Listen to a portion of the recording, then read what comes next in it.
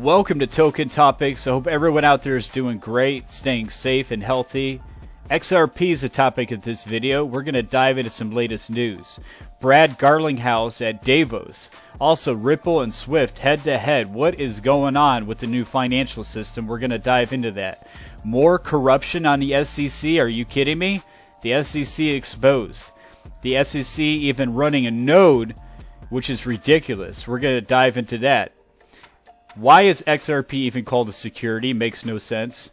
So we're going to go over a lot of topics. You don't want to miss this video. Please hit the like and subscribe. And remember, I'm not your financial advisor. Invest at your own risk. With that out of the way, let's go ahead and dive in. Alright, first topic of the video. This is from Cointelegraph that Ripple CEO reveals he visited the SEC several times before the lawsuit struck. Brad Garlinghouse, CEO of Ripple, cross-border payments company, spoke during a panel discussion Monday at the World Economic Forum in Davos, Switzerland. Garlinghouse, who also occupies a role as a member of the company's board of directors, commented on a wide range of topics, most notably the current status of regulations in the United States versus the G20 nations. Brad stated that overwhelmingly majority of people working within the crypto industry are good actors that want to do right by regulators.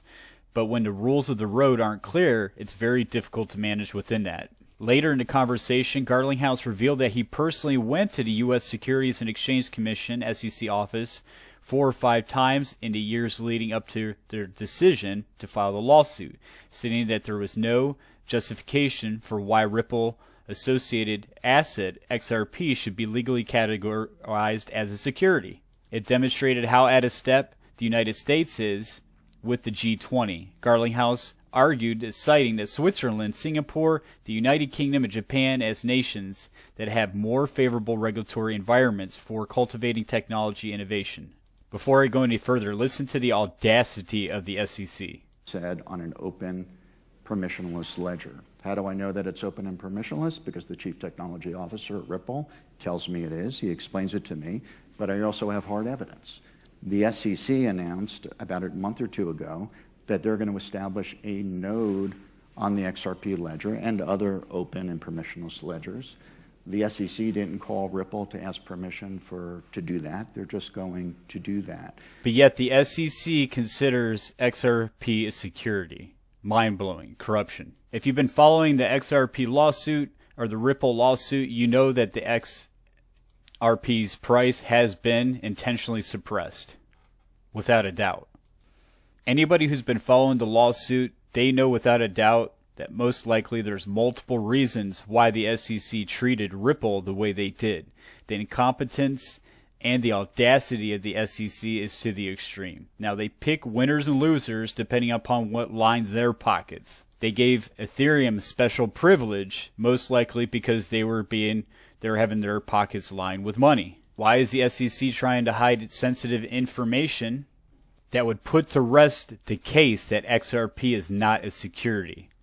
Government corruption at the SEC is not anything new, and I want to show you this. I got some great information here exposing more corruption in the government.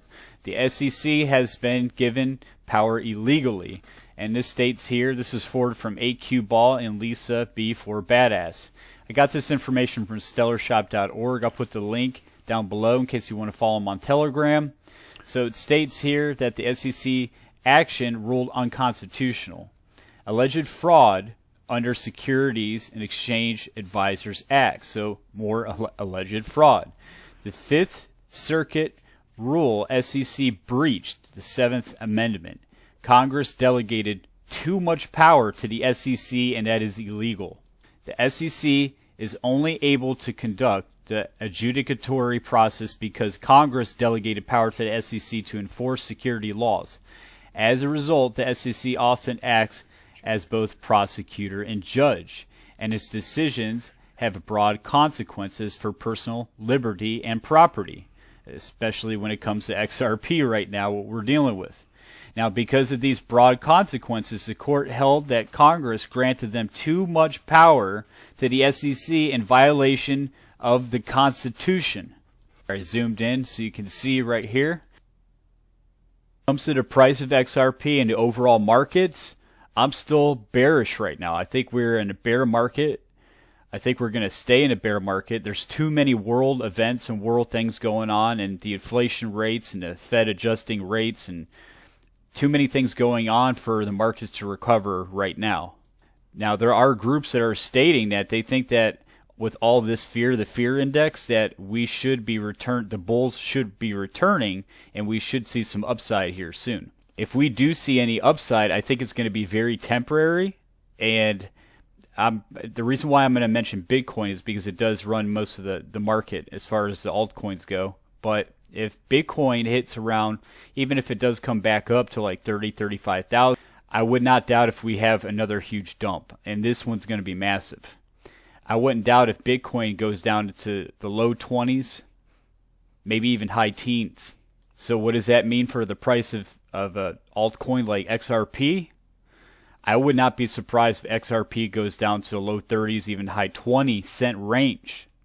I know that sounds like a bold statement to some people, but the way how the market has been acting, like I stated, let me reiterate that I think that we might have a bit of a pump up a little bit for maybe, and then we're going to have another leg down. I think this one's going to be a big leg down. Now, there's a lot of factors at play for that. And one of the factors is all the turbulence in the world right now, the inflation rates. Let me show you this article from Zero Hedge. We have 5 warning signs the end of the dollar hedge money is near. Russia has over 2,300 tons of nearly 74 million troy ounces of gold, one of the largest stashes in the world. Nobody knows the exact amount of gold China has, but I will assure you that China has a ton of gold as well. All the BRICS nations do. Now, this is a long article, so let's just go over the key warning signs. Number 1 sign, warning, Russia's sanctions prove that the dollar reserves aren't really money, that the dollar really is nothing. The sanctions have shown that currency reserves accumulated by central banks can be taken away, with China taking note. This may reshape geopolitics, economic management, and even the international role of the U.S. dollar, and that's for certain. Warning sign 2, rubles, Russia going to gold, Bitcoin for gas, oil, and other commodities. The head of the Russian parliament recently called the U.S. dollar a candy wrapper, but not the candy itself. In other words, the dollar has the outward appearance of money, but there's nothing really there. And this is for certain, that the petrodollar system is flirting with a collapse. Oil is by far the largest and most strategic commodity market. For the last 50 years, virtually anyone who wanted to import oil needed U.S. dollars to pay for it. That's because in the early 70s, the U.S. made an agreement to protect the Saudi Arabia in exchange for ensuring, among other things, that all OPEC producers only accept U.S. dollars for their oil. In short, the petrodollar system has been the bedrock of the U.S. financial system, but here's the but. That's all about to change, and soon. So if you put all these domino pieces together, we're in for a huge shock, a world shock. That's why, therefore, this is for certain out of control money printing. And you have to think of it this way. You're not going to have somebody knock on your door and let you know, hey, by the way, the dollar's collapsing. It's just going to happen. It's just going to happen. One day we're just going to wake up, all these domino pieces that are falling, which we're seeing right now, is in fact, indeed, the dollar collapsing. We're in the middle of it. Here's another article from Zero Hedge. The signs that the U.S. economy is starting to fall apart are rising to the surface, further indicating that a recession is likely on its way. In addition to both Target and Walmart plunging the past week on earning reports that missed Wall Street's expectation, the other indicators is that the country is headed towards a recession are also starting to surface. For example, American households are taking on records amount of debt, according to BNN Bloomberg. I'm going to put the link to this article down below. All right, on to the next topic. Now, there's a lot of talk in the community lately about Ripple working with Swift. Now, this is not anything new, and there is no official partnership between Swift and Ripple. So if anybody is jumping on board, learning about Ripple, they're learning about Swift, there is no official partnership. But that is not to say that they will not inadvertently work together. And in fact, they are. They will indeed inadvertently work together. I'm going to prove that through Corda. Now, as the blockchain space grows in the future, I'm sure that there's probably going to be other ways where they're inadvertently going to work together. And we don't even know. Maybe there will eventually be some kind of partnership in the future. But as of right now, there is no official partnership, but they're going to work together regardless. And I'm going to show you through this graph. Now, I can make a whole video just on Corda alone, but I think it's good to understand Corda before I go any further. And I think that's a good idea. I will make a video on everything about Corda and R3. So a brief introduction to Corda. We have to understand what Corda is. Corda is an open source enterprise-based blockchain designed to offer interoperability. Now, Corda in itself does not have its own token. So whatever blockchain it uses, for example, in the beginning, XRP was the token of value on the Corda network. So now XDC has been chosen as the primary token of value, most likely because it can perform smart contract capabilities. But that is not to say that XRP will not be used in Corda. Of course it will.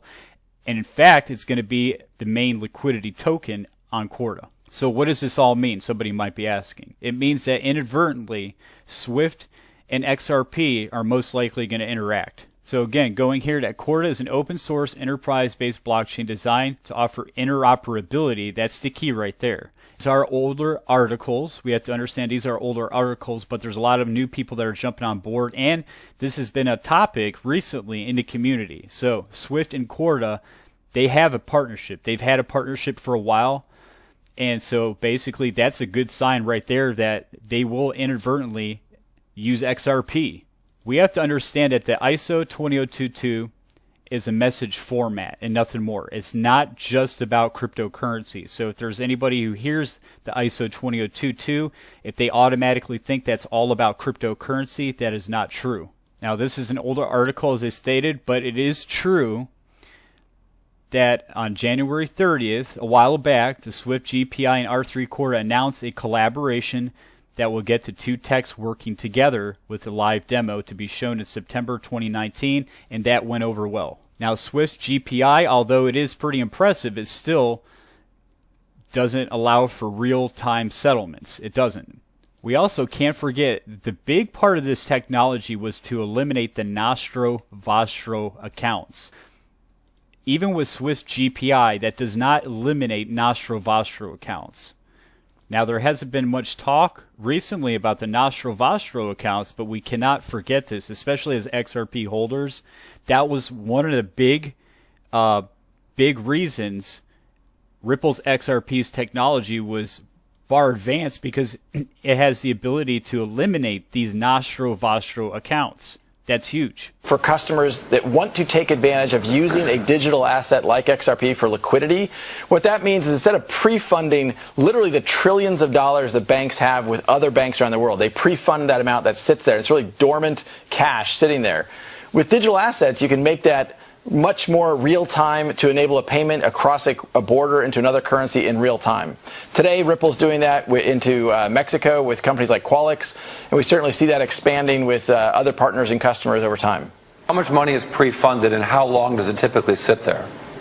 There's $27 trillion sitting in these bank-to-bank accounts. They're called Nostro accounts, Vostro accounts. Yeah. The bilateral relationship between the Bank of Corey and the Bank of Brad. You can put as much money as you want with the Bank of Brad. But Brad, I want to make the same invitation to you. It's a problem that I appreciate that. It really is a problem that if we can reduce the time, the friction, the cost, we really can accelerate global commerce. And by reducing that friction, you accelerate that engine. It's good across the board. It's good for both companies in the United States. It's good for the unbanked communities across Africa. It really can fundamentally change the way the global financial infrastructure is wired. So as you can see, there's trillions of dollars that's trapped in those Nostro Vostro accounts, which Ripple's technology can free that up. Now, this is an older Finextra article, and we know that XDC has been chosen as the leading token of value on the Corda network. But as I stated before, though, that's not to say that they're not going to use other tokens like XLM, Algorand, XRP, and others. Basically, just to put it simple, that Corda could bridge multiple assets. But anyway, going back to this article. So Corda blockchain, Corda settler, Ripple, and Swift, a marriage trios. So we can see here IBM and Ripple, however, are not the only players in the blockchain payments world. Well, as I stated, there's also XRP and Algorand and others. So late last year, R3 launched its new Corda settler platform using Ripple's XRP. But here it comes. In January, Swift announced a partnership with R3, where they are collaborating to test Corda settler, specifically to integrate GPI with Corda settler. However, as Corda settler depends on XRP at the time of writing with this article, they could use XDC and other tokens, but most likely they will use XRP. The partnership puts Swift and Ripple, the two rivals, in an indirect connection. Right there, boom. Surrounding crypto replacing SWIFT. So we did speak earlier where you mentioned that it's not necessarily about replacing SWIFT, it's about complementing it. So let's get some more information on this. Okay. I used to work for SWIFT. I was SWIFT for 20 years, so SWIFT is flowing through my veins. SWIFT is the preeminent messaging system for the financial industry, which covers, say, payments, FX, trade, in terms of securities, etc., Nostro reconciliations, etc. What we're looking with the crypto, though, is where SWIFT would have a store and forward system for most of its payment transactions, where you need service level agreements that in a certain time I will do something, but payment turns up at a certain time during the day. Here we're looking at the new network styles, which allow instant, real-time movement of the funds and visibility of those funds as well. So we would not have a situation where banks need to come back to you and say, have my funds arrived? It's 3 days later. I need to find out or find query messages moving around the network. I don't believe Ripple is going to replace SWIFT. Ripple is one of the complementary networks, which is going to allow those institutions who need real time to make use of that. Well, but we may also see Ripple XRP moving across the SWIFT network as a currency when we're perhaps using something like FX. Now, going back to the ISO 20022 standard that's been adopted, it doesn't just represent cryptocurrencies. And this is specifically for newcomers, people who are just jumping on board, want to learn more about this. Cryptocurrency a part of it? Yes, it definitely is. But the new messaging format isn't just about cryptocurrency. It also has these different benefits, such as flexibility, adapts to changes more easily, faster and enhanced payment processing, straight-through processing, better data leads to less manual intervention, compliance regulations, resilience, enriched data, as I just mentioned, competition and innovation, and analytics. There's a lot to it. Now, as we look at this diagram, which is a good diagram, it gives people a general idea of what the way it's gonna perform. It's good to understand what the INATBA is. So the INATBA is the International Association of Trusted Blockchain Applications. The project was originally initialized by the European Commission and Brussels Europe Union. Since then, more than 100 companies from startup corporates have joined, and I'm sure it's a lot more than 100 right now. This is an article from a while ago. Keep in mind that this diagram is just given an example of only the INATBA. It could be any financial institution, bank, or whatever, but this example is nice because it's going to show you kind of in a web format of how it all interconnects and how all these bridge together. Such as Corda, Swift, Ripple, IOTA, Stellar, IBM and Stellar, also Hyperledger, which is also going to be Hedera Hashgraph. You can see Algorand and XRP. You can see how they all interconnect. And ISO 20022, notice how it's highlighted in green right here, and how it's presented with Corda right there, which is able to interoperate the whole ecosystem. The ISO 20022 ecosystem, basically Corda is going to be able to bridge all these different blockchains together and utilize any of these tokens. It's pretty amazing. As you can see, Swift is still at the center of the financial system because that is the messaging format. So this new ISO standard is the new messaging format, and Swift messaging service is still going to be enabled. The GPI, however, does not eliminate the Nostro Vostro accounts as I was just talking about. So the evolution of this financial system is going to change over time. I assure you that. The way how this diagram is showing you how it's webbed out, for example, if you have two institutions that are Ripple enabled, and if you could use federated sidechains, you don't even need smart contracts. Even if it did need smart contracts, you wouldn't need any of these other protocols. Do you understand? For example, Stellar, let's say two institutions or two banks want to use Stellar. They're able to perform even the smart contracts or whatever they want to do. They wouldn't have to go through all these other protocols.